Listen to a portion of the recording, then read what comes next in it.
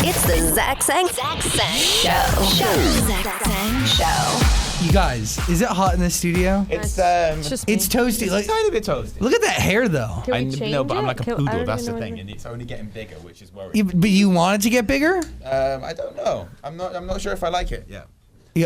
So what are the stages like understanding if you like a haircut or not? How does that work? Nathan Sykes is in the studio, by the way.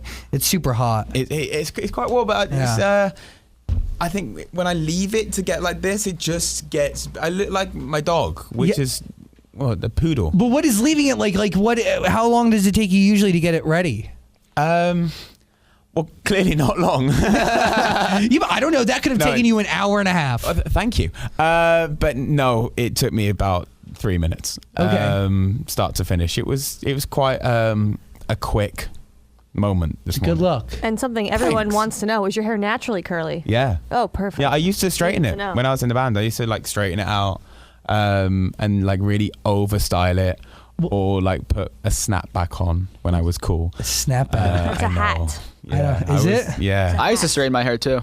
Really? Back in the day, yeah. People aren't as bothered, I don't think, anymore. Well, you asked me like one of the first things you said when you saw me. Literally. Did you straighten your hair? And I Yeah. said, no, blessed, bro. Yeah, absolutely. Blessed with that straight, boring hair. When I was younger, I used to hate cool. it. Well, I used to hate the straight hair because, like, when I was like 7, 8, 9, everybody had like the curly hair that would go real low, and they'd wear these cool hats. Yeah. and the hair would peek through. Out the bottom of the hat. Yes! Yeah. I could never have that.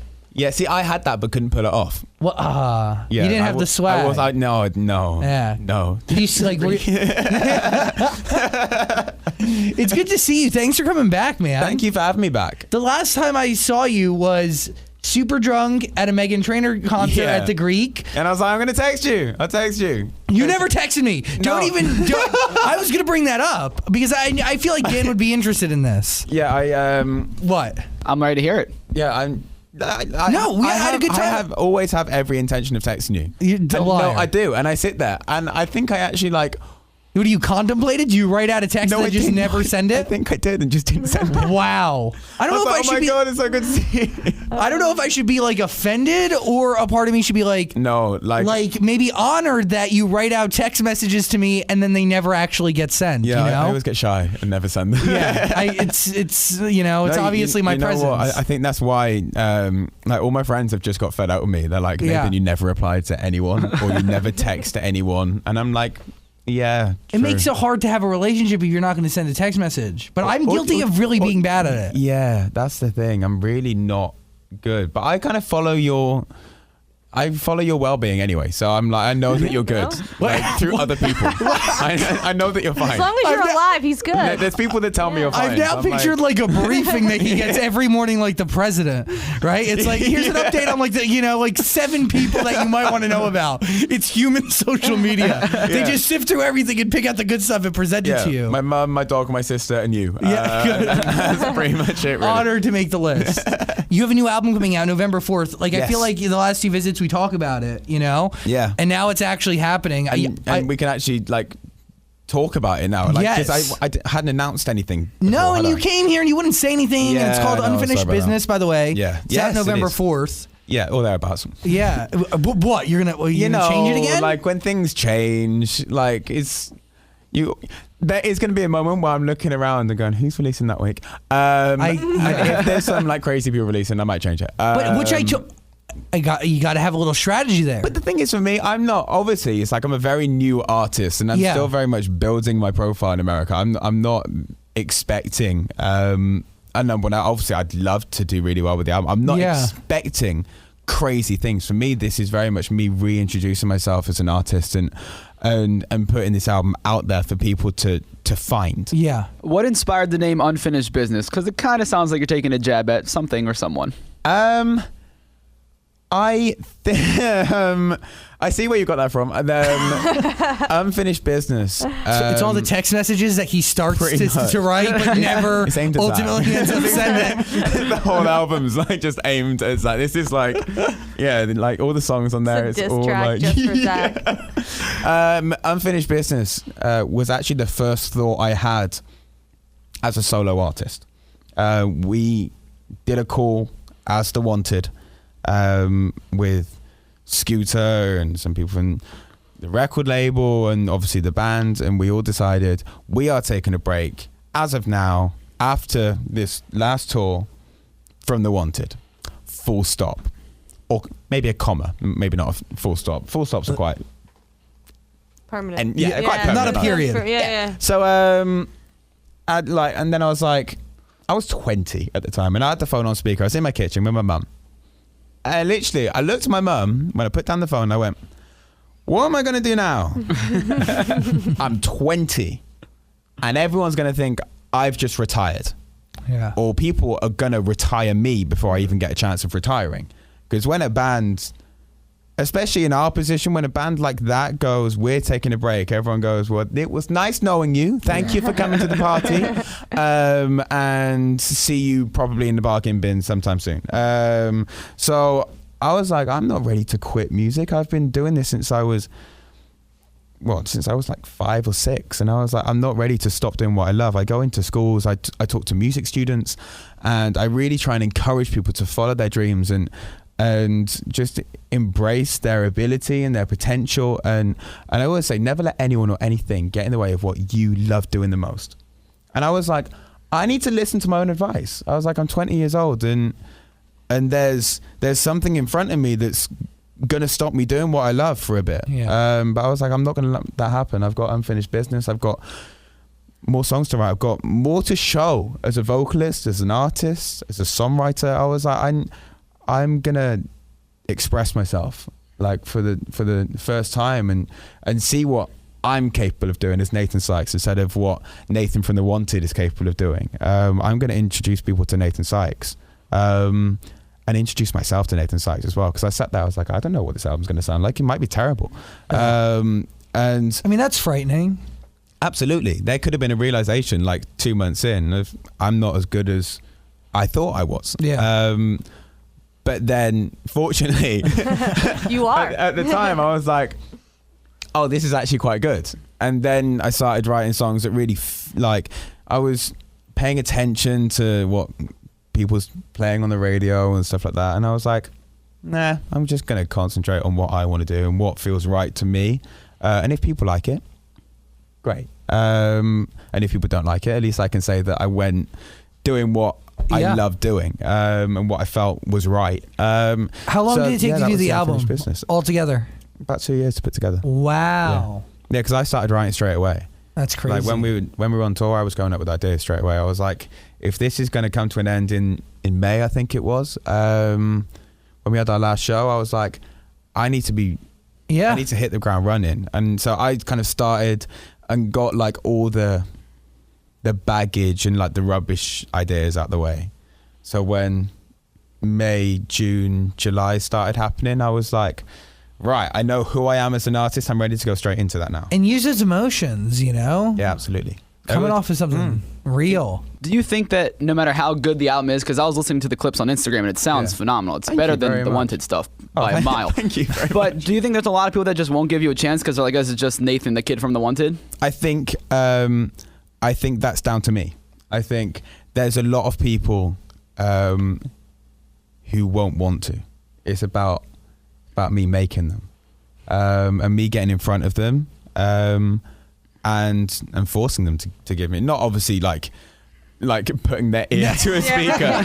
Listen to forcefully, this. you have to hear this. But I think after all this stuff with, especially with like One Direction went down, and then there was stuff with other artists that went down. There's enough time that's gone by too. Of course, and I don't want to push everyone else under a bus and be like, I was never part of it, but I was never part of it. But then I think for me, it's like, it's convincing, especially with the One Direction thing, because of course their fan base is a bit younger than, I don't know, say Britney Spears or Christina Aguilera's, who also we managed to annoy. Honestly, we had loads of friends that wanted. So I think it's down to me to kind of like get rid of the grudge. I think if people just watch that live Twist video, they'll have a completely different view on you, because that was great. And you have live band, you have horns, you have background singers. Yeah. Is that the vibe we're looking to recreate on tour? Yes. Yeah. You're going out with a full band. Not on the Alessia tour, but on the Alessia tour, it's me and a piano and a guitarist. So it's stripped back. That's nice though. Yeah, it's gonna be really nice. Like, for me, I like to really slow things down when I'm on the piano, so I don't want like over and over again to last 10 minutes. That's what I've got to be careful of. To be like, yep, time's up. So I just need to be careful not to play songs too slow. But then hopefully there'll be another run where I can really like bring the songs to life, like I love to do with the 8-piece band, or even with the 4-piece band sometimes, or a 6-piece. It varies. And I think once people have digested the album and got used to it and decided they like it, that's the time to bring in the band. Because I think if I turned up to Alessia's tour with an 8-piece band, one, there wouldn't be room. And I think she'd be like, hi? What are you doing? Who are you and all your friends? Like, what are you doing? What is your set list going to be like for the Alessia tour? Really good. Yeah. Okay. Amazing. You have no idea. I have no idea. Are you included covers in there? That's a good question. You should do rotating ones. Yeah, you know what? I'm going to make suggestions for your set list. That. Yeah. But I think I'm really ready for this Alessia tour. As in, I know all the words to like Alessia songs. And I'm in a place to sing along to like most of her songs. My songs, we're getting there. Well, I was thinking about that, right? Because, listening to the clips, the album based on the previews sounds phenomenal. Thank you very much. But you're going to be touring before you actually have an album out, which it's rarely ever the case. It goes like that. So, yeah, but I'm only doing like 4 or 5 songs. And so if I do 4, you have a few ones? Yeah. You have songs people know? Yeah, so I'll do Over and Over Again. Kiss Me Quick. Give It Up. And there'll be a song off the album as well that I'm going to do, which I'm very excited about, and then probably a cover which I might rotate. I might mess around with a couple of things. I like the Pokemon cover, dude. He talks about it every day. I love it. That could be cool. Yeah, but I just think it might be a little bit too much every night, Yeah, I mean, it's different people. To be that brave in front of people to be like. So I'm now going to do a Pokemon cover. I think Alessia and Ruth B would start throwing things at me if I turned up to a tour and started doing they're going to Pokemon. appreciate the art in it. Or they think I'm taking the absolute Mickey. Where does the tour kick off? That's a very good question as well. The tour kicks off in Maryland. Oh, you knew? Okay. Yeah. Maryland. I like how you say that. Is it Maryland? Maryland. Maryland. Oh, Maryland. Hello, I'm from Britain. Fun. Yeah, Maryland. Have you talked to Alessia Cara since the last time you were here? Because last time you were saying you met her once and you were wasted. No, you know what? I was, and I'm hoping that she has truly forgotten about that. But I'm not sure. I'm gonna find out though. I'm gonna find out. But I did get the most adorable message, and that was, I just got a text out the blue. Just like, hey, it's Alessia. I was like, oh yeah, we swapped numbers that night when I was really drunk. Be more specific. Yeah. So yeah, I think she's just, obviously she's like just so talented, and she's amazing live. From what I can remember, from that night, she's awesome. She's incredible. Yeah. So she like truly is. We saw her artist. open for Coldplay, and she was just beyond. How was that? Beyond. You know what's awesome. You know what's really nice about Alessia is that, like, genuinely everywhere I go, when I've gone, oh, I'm touring with Alessia Cara, the first thing that always follows that is, oh my God, she's the nicest person. Yeah. And that is such a nice thing to have as an artist. And then what follows immediately after that is, oh my God, and she's so talented. Yeah. And that, I think, is just the best compliment you can have. Even from her fan base, there's just like a level of authenticity that like you just feel with her, and there's just a level of storytelling that just when it's awesome, breaks down so many barriers. And that's an album as well. Yeah, that's an album. Well, that's it. Well, even while we're talking about albums versus singles, I mean, you can't get stories like the one Alessia told in her album out in singles. And the other person that came to mind too was John Bellion. John Bellion has a great album, really great album, top to bottom, and songs are strong independently. But the story that's told, absolutely, you can't get it any other way. Of course, you can't. And it's about taking people on a journey. And there's songs on an album that people listen to, and brought to tears. Yeah. But you wouldn't necessarily, and some people would be like, that's the best song on the album. Yeah. But then you wouldn't necessarily take that to radio and be like, this is a top 40 track, because it's not. There's a song on my album called I Can't Be Mad that I wrote with Babyface, and it's heartbreaking. But if I sent that to radio, I think people would think I've absolutely lost Well, that's it. all kind of idea about what works at radio. Yeah. But I think whilst it would work with some radio stations, I'm not going to send it to Top 40 Radio and be like, can you play this really depressing piano ballad that I wrote when I was having a really dark time? I think people would think I'm absolutely nuts. Are we nervous about keeping the voice pristine for tour? You know what? I think I touch words. I think I'm in a really good place vocally. Okay, cool. Like I've worked really hard on technique and control and all that sort of stuff, and vocal health, and not being stupid. As in, don't start screaming at people, and don't, like, I wouldn't do that anyway, but like, don't be like, oh my God, this is amazing, because you're going to wreck your voice. Yeah. I went really hard. I think it was not long after I saw you. There was a gig that I did for Billboard, the Hot 100 Festival, which was incredible in New York, and it was amazing. But I got so carried away, I bruised my vocal cords. Oh man. And I'm like, what am I doing? I didn't know you could Like, do why that. did I need to sing so loud? There's a microphone. I'm in a stadium, but I'm not singing without a microphone to the people at the back. So I was like, so that then again was just another little reminder. You just need to be sensible and take care of your voice. But I think after that little moment, which was a bit of a shock, I'm not going to lie.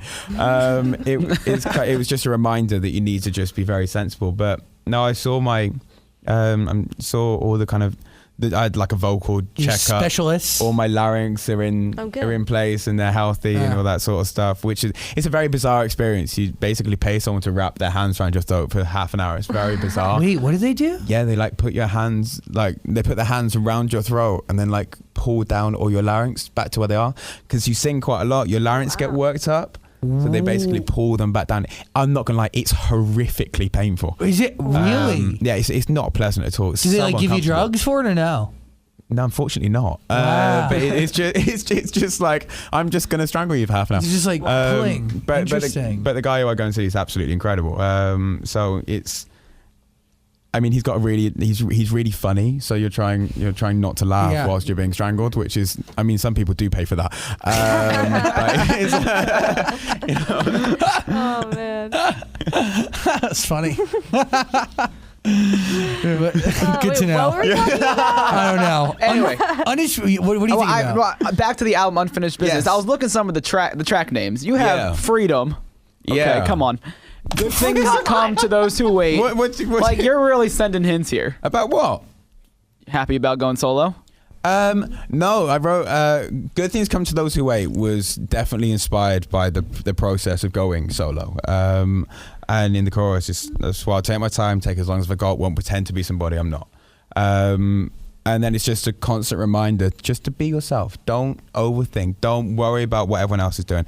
Don't worry about what Justin or Sean or Charlie Puth or Calvin Harris even is doing. It's like, just concentrate on yourself and be you, and good things will come. So with that was very much the thought process.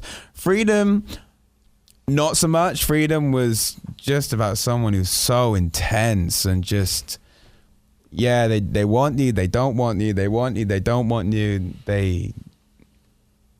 it was great, but just like, go away. Enough of your stuff. Jesus. So that Oh my that was gosh. Freedom. But then at the same time with Freedom, I wanted it to be like a really fun, funky, upbeat track. But then obviously with the underlying message of leave me the hell alone. Those are the best kinds of songs. The ones that are like fun, but like the message is like, whoa. Yeah. But they're fun to sing. I kind of want to know who you were singing to. I want to know who, like, November 4th. The album's out in full. Yes. I got to listen to it, and I got to really soak it in. Yeah, it's going to be interesting, people trying to piece together the album and what songs about what and what it's inspired about. I'm not the person that's going to sit here and be like, well, this song's written about someone and this song's written you about shouldn't someone be. else. And because I think that's like, it's not only fair, like unfair of me to do that, it's unfair on the people that I was inspired by to write those songs. Because if suddenly I don't know, I start talking about someone who I've kind of known for years and years and years and wrote a song about them, they're going to be like, creep. What? They'll never look at you the same way. Yeah, and it's rude as well, because then their friends can be like, oh, we wrote that song about you, because it's just not cool. So I'm just going to put the album out there and just let people, like, I relate to it themselves. I wanted, like, I'm very inspired by the way people, like, I don't know, like Ed Sheeran and Adele write songs. They're like, it's not specific to certain people. Like they're very relatable. So I wanted to write songs that people can listen to and go, I don't actually care who that song's written about. I can relate to that. They apply to themselves. I think of someone that I want to think about. So I wanted people to, like you said, apply it to themselves and make it what they want. You mentioned Charlie Puth, Shawn Mendes, a few other guys. I mean, you could say like you got to focus on you, whatever. Yeah. But is there no side of you that like follows the charts in a general way? I mean, sees, you know. Do you listen to the music? You listen to the radio? I do listen to the radio. I think the radio is the thing that I listen to, and I love listening to the radio. But I think just not even I'm keeping an eye on you. It's just. No. I'm like a genuine fan. Like I bought the Charlie Puth album. It's phenomenal. I'm looking forward to listening to the Shawn Mendes new album because I've heard it's phenomenal. Are you taking notes? Like what kind of year are you listening to Charlie's album with? I just like it. I think it's really, really good. And I think he's a phenomenal musician as well. Yeah. So I'm inspired by talented people, and it's nice to hear good albums. I think Troye Sivan's album's brilliant. Oh, it's awesome. So I think it's, whilst there's a lot of young males around at the moment, it's, and of course we're going to have Harry Styles releasing new music. Yeah. Obviously Zayn's out there with music, and he'll be coming with new music, and it's like there's a lot of saturation. Well, but the thing is, at the same time, we're in a good place because of streaming. Yeah. Like people pay a certain amount every month, and they don't have to choose between 8 male artists to buy one album or buy one single. Yeah. They can go, I'm going to pay my $8 or whatever it is a month, and I can listen to all of them if I want to. 100% right. Which is nice. So if I was in the 90s or the early 2000s and I was up against, I don't know, the Justin Timberlakes and the Robbie Williamses, I'd be scared. I'd be like, this is going to be tough because it's competitive. Yeah. But I think now I can just sit back and be like, hey, if people like the songs, they're going to listen to them. And if they want to enjoy it, then they're going to enjoy it. I think there's actually more chance of people listening to the music now because they can listen to as much music as they want. So I think it's an exciting time to be an artist. Beautifully said. Unfinished Business, November 4th. Well, what's scarier, releasing an album or a calendar? Yeah, I was going to bring the calendar up. I feel like the calendar might be scarier. It is. That's just straight up you and your looks. Yeah, exactly. And for someone that doesn't necessarily sell music because of my looks, I'd be really worried if I was. Let's just put it that way. I think there are people out there who do use their looks as a marketing tool. But I think if most Vine stars. I mean, if my marketing team sat me down and went, so we're really going to focus on your looks, I'd quit making music because I'd be like, clearly my music is nowhere near good enough if they're having to concentrate on my looks to sell records. I mean, I respect what everyone does. The calendar was an interesting, did somebody pitch that to you first? No, it was just you're kind of obliged to do it. I mean, it's like you're obliged to do it. I don't know. But then at the end of the day, firefighters have calendars. Yeah. Sexy women. Cats. Cab drivers sometimes. You know what I should have done? I should have done a calendar of my dog. It probably would have sold more. Or it should have been you with photos of your animals. Yes. Honestly, if you want to sell a real calendar, come to me. I'll throw around some ideas. I mean, my dog's just been offered some sort of... I mean, she's like modeling my dog. That's it's ridiculous. We can combine what makes calendars great and then you. So it could be you with firefighters, you with cats, you with dogs. Every month something different. I don't know. I'm just, those... Me with a hose. As a firefighter. Just me with, I don't know. You with a hose sounds like a nude shoot. Yeah, it does. Yeah. That would definitely not sell much. I think people would be asking for refunds on that. But I think I was kind of obliged to do it. And if I didn't, people would be like, where's your calendar? But for me, it's only 12 shots. So I'm like, It's okay. Then to be fair, we have a really fun day. We go into a studio and we put on Motown music. That's cool. We just dance around and just be stupid and just laugh. So like in December, you're not wearing anything that has to do with Christmas. No.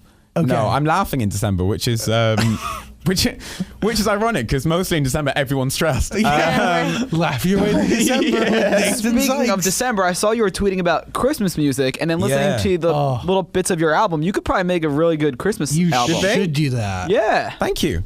No problem. I think with that, it's like last year I did one of my favorite covers I've ever done. I sang White Christmas, and I loved the version that I did. If I do say so myself. That should be the new. It was really good, guys. So I was really proud of it. I was like, this actually isn't terrible. He gave himself a 5-star. No, I know. Honestly, what I mean for, but it was out there. alright. I was like, this is not terrible. I've heard people do Really bad bad Christmas moments because it is so easy to get Christmas moments wrong. So I was like, I was happy with it. I was like, I haven't ruined Christmas. I'm not Scrooge. It's good. But then I was like, I should go and look for another Christmas song that I can cover, because when you're doing, I don't know, Christmas promo and stuff like that, especially now that album's going to be out, I think people are going to be like, chuck us a Christmas song. If I did the same one as last year, everyone's going to be like, okay, bore off. Yeah. So I was looking for a new Christmas cover. New. And you can't do an original Christmas song. The pressure is too high. So hard. It is. Yeah. And People have tried. Justin Bieber did a great one though. You know what? Yeah, and that was great. And I Wasn't think that Mistletoe really is good? going to stick. Like, I think that's... Like, genuinely. Yeah, I think that song is going to be heard like 50, 60 years from now. Literally. Yeah. That could be like one of Justin's many moments that people's going to be like, that was a moment. But that will be like that'll be a forever like... I love the video as well. It's so good. It was great. It's flawless. Why am I the only one who's not a Justin Bieber fan? I think that was like the grumpy moment for me. old I was like, wait, this is like really, really good. Yeah, but like on that album though, the Christmas album, when he covers that Michael Jackson song, you know, someday at Christmas men will, you know, that was, you know, that's a Michael Jackson song, isn't it? I don't know what you're talking about right now. Okay, never mind. Mundo, you should know. You're Justin Bieber guy. Nobody knows. Nobody has any I think you idea. made that up. Come on. Come on. But you can't do an original. You got to do a cover. Yeah, I think, and I think it's about what you do with it, because so many people have done so many covers. Yeah. You don't want to take someone's cover and then ruin their version. Do you have one in mind? I have a couple, but Is it going to be like a sad one, or is it going to be like a happy one? I don't know. Because I can picture you doing "Have Yourself a Merry Little Christmas." That would be cool. I love that song. I love that song as well. I It's one really of my just want you favorites. to do it because I like it. No, it's a beautiful song. I could see you on the piano. I could see it. It would be nice. Yeah. So maybe but then that at the should same be time, like if I'm doing shows with like the 8-piece band, there's like a temptation to do something funky. That's true. Rocking around. See? The Christmas tree. Yeah, one of them with some horns and stuff. You did Yeah, that that with could be so much cool. sass, Dan. I like my Christmas Clicking the somber. fingers. so- He's like, but then I got really carried away and started listening to loads and loads and loads of Christmas songs. I was like, Nate, you need to really evaluate You your get life. stuck It's in a September. hole. Stop. You know what we didn't talk about? The Christmas song, Merry Christmas, Happy Holidays by NSYNC is probably the best Christmas song ever written. Nobody Now ever that's good. covers it. Yeah. Yeah, well, you don't You cover that. can't. That's No. just, What are you talking about? that song is, you don't mess with Give that. a whole different spin to it. I think that'd be awesome. Like slow it down, make it soulful, make it real, slow it down for the holidays. Risky. Come on. What? I think you're crazy. I don't know. I'm a big fan of your Pokemon cover. Thank you. Nathan Sykes. Bring that up again. Unfinished Business, November 4th. You good? I'm good. Thanks for coming by, man. Thank you so much for having me. Oh, I got feel- one more question, I Okay, think, though. cool. I got you. Oh, you want to go? I'll go. You want to go first? Okay. No, I'll go first. Well, you go first. No, you go Oh, first. God, the mess. I know you like to party and drink. Do you have any good Yeah. hangover cures? What? No, just suffer. Okay, Just that's suffer. what I went to figured. Ibiza Do over it, the yeah. summer, and it was a challenge. I'm not gonna lie. There was moments where I thought I'd never return from Ibiza, and I just kind of stay there in like a hole somewhere. I followed it all on Instagram story and it looked crazy. It was absolutely mental. But I was only there for 4 days. That's all you need. But yeah, it was enough. I think if I stayed there anymore, I would have wanted to like just really fall out with everyone that I was there with, and probably myself as well, and then really fall out of my liver. But it was fun. We drank responsibly, of course, which is what I always encourage people to do. And it was it was a really fun holiday, and it was nice to have that little break where I could let my not so long hair down, and like before everything kind of kicks off with the album now. Cool. Nathan Sykes, Unfinished Business, November 4th. Thanks for hanging out, dude. Thank you so much. Always a pleasure. Always a pleasure. Right.